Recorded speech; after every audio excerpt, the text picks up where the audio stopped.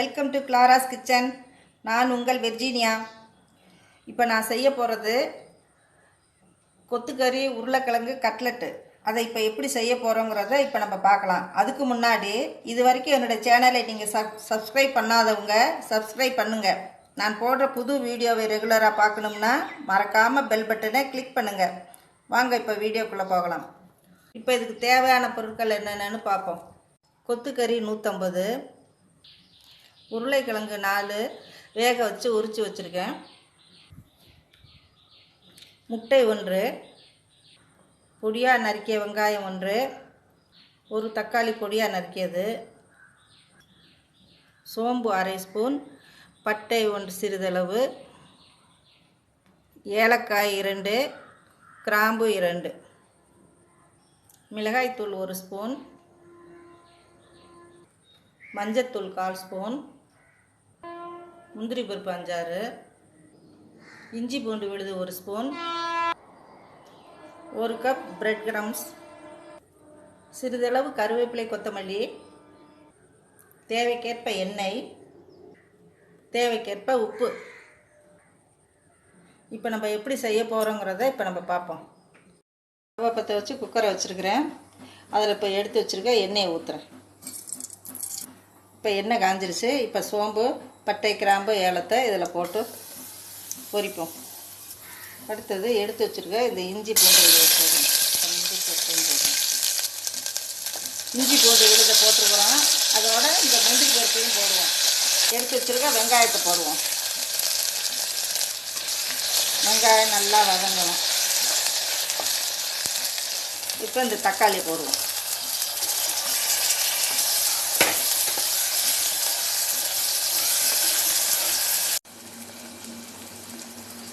இப்போ இந்த கருவேப்பிலை கொத்தமல்லியை போடுவோம்.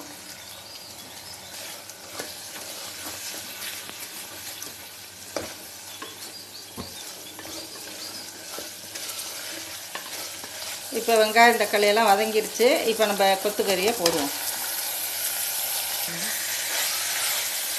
நல்லா கலருங்க. மிளகாத்தூளை போடுவோம். மஞ்சத்தூளை போடுவோம்.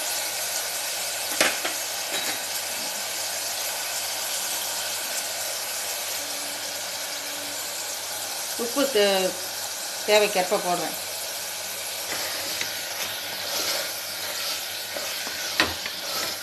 இப்போ இதில் ஒரு 2 டம்ளர் தண்ணி ஊற்றி வேக வச்சு குக்கரை மூடி ஃபஸ்ட்டு சவுண்டு வந்து ஒரு 5 நிமிஷத்தில் இறக்கிற வேண்டியது தான். தண்ணியை ஊற்றுறேன். இது ஒரு 5 நிமிஷம் பொறுத்து ஃபஸ்ட்டு விசில் வந்து 5 நிமிஷம்.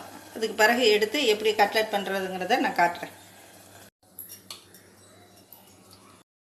இப்போ ஃபஸ்ட்டு விசில் வந்து 5 நிமிஷம் ஆயிடுச்சு.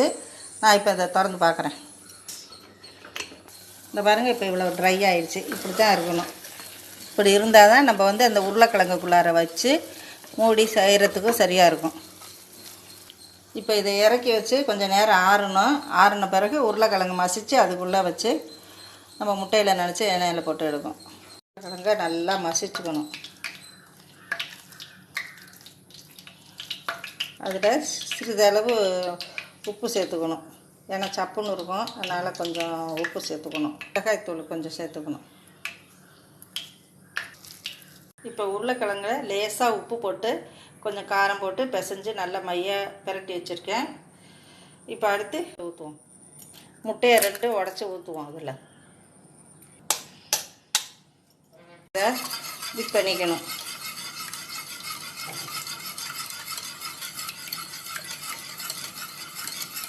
இப்போ முட்டையை அடித்து எடுத்து வச்சிட்டோம். இதை தனியாக இப்போ எடுத்து வச்சுக்குவோம். இப்போ இந்த உருளைக்கிழங்க எடுப்போம்.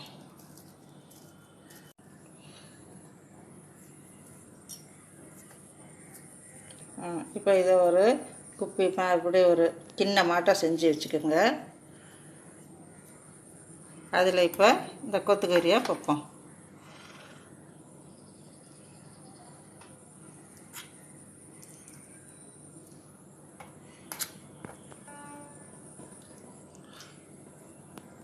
இப்போ அப்படியே கொஞ்சமாக கொஞ்சமாக கவர் பண்ணி மூடுங்க. அதை மூடி வடை மாதிரி தட்டணும். இப்போ முடியாச்சு பாருங்கள்.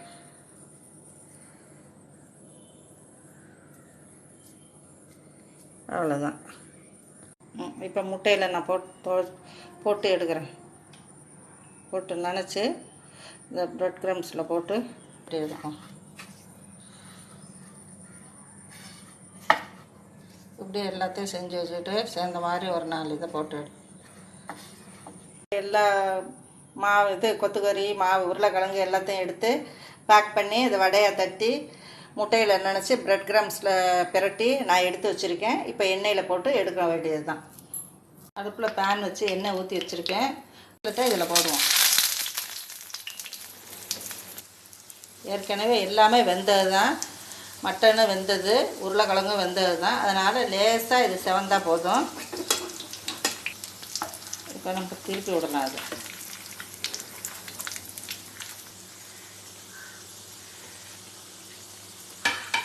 கட்லெட் வெந்துடுச்சு. இப்போ நம்ம எடுத்துட வேண்டியது தான். சூடான சுவையான மட்டன் கொத்துக்கறி உருளைக்கிழங்கு கட்லெட் ரெடி ஆகிடுச்சு. நீங்களும் செஞ்சு பாருங்கள், சுவைத்து மகிழுங்கள். இந்த வீடியோ உங்களுக்கு பிடிச்சிருந்தா லைக் பண்ணுங்கள், ஷேர் பண்ணுங்கள், சப்ஸ்கிரைப் பண்ணுங்கள். மறக்காமல் பெல் பட்டனை கிளிக் பண்ணுங்கள்.